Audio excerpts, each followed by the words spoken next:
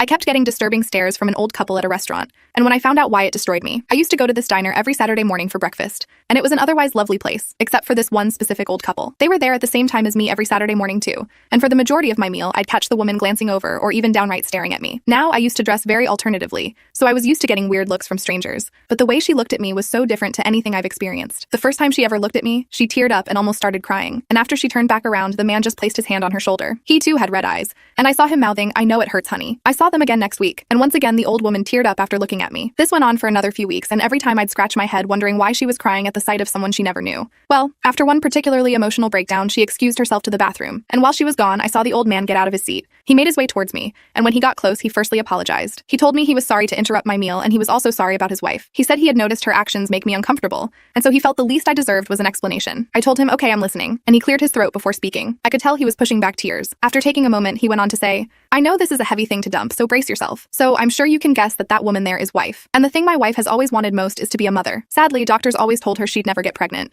Yet, my wife, my incredible wife, she doesn't listen when someone tells her she can't do something." He chuckled to himself. "She prayed and prayed to God to give her a child, and one day her prayers were answered. Doctors were in awe, and she gave birth to a beautiful baby girl. I fell in love with my baby Isabella instantly, and for the next 19 years we gave her everything we had. She gave us more joy than anything. But then," I saw him stammer and his eyes water up. "But then, Isabella, she left the house to go to a friend's one evening, and we never heard from her again. We called and called her, and finally at 3 a.m. we got in my car to drive around to look for her. Well, we found her, but we found her unalived, laying unclothed in a bush." He could barely get his words out at this point. He was choking on his tears so much, and I even teared up too seeing his pain. I stood up and offered him a hug. He accepted it, and while hugging me, he said something that made it all make sense. "The thing is, the reason my wife keeps looking at you is because you look just like Isabelsa. You both have that quirky dress style we used to say was just a phase. You have the same color eyes, the same facial features too. You remind us of her so much." He pulled away from the hug and took out his wallet. He then showed me a picture of him, his wife, and Isabella wearing matching Christmas pajamas. She looked around my age in the photo, and the resemblance was uncanny. We literally could have been twins. I remember crying myself when I saw it, and after I wiped my tears, the man asked me for a favor. He told me that every time his wife sees me, she wants to talk to me, just to feel like her daughter is alive. He asked me if after they finished their meal, his wife could come up to me for a small mother-daughter chat.